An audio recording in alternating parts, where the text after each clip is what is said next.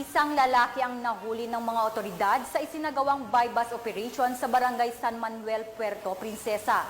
Alamin ang detalye mula kay Patrolwoman Eloisa Joy Beredo.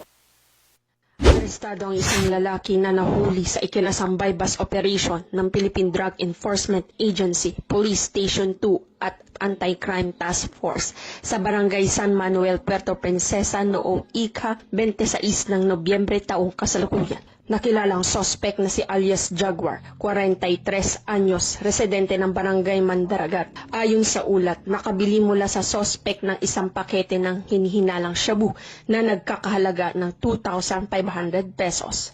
Sinabi ng PDEA na matagal nilang minamanmanan ng kilos si Jaguar hanggang sa tuluyang kumagat ito sa kanilang operasyon. Sa investigasyon, inamin ng sospek na gumagamit siya ng shabu, bagamat umamin din ito na nagbebenta ng droga noon. Iginiit niya noong nagkaraang taon pa ito nangyari. Aniya, nagdaan lamang siya sa lugar nang mangyari ang operasyon.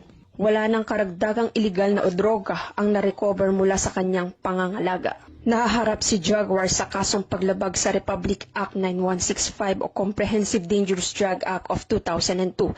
Patuloy naman ang investigasyon ng mga otoridad upang matukoy kung sangkot pa siya sa iba pang aktibidad kaugnay ng iligal na droga sa lungsod.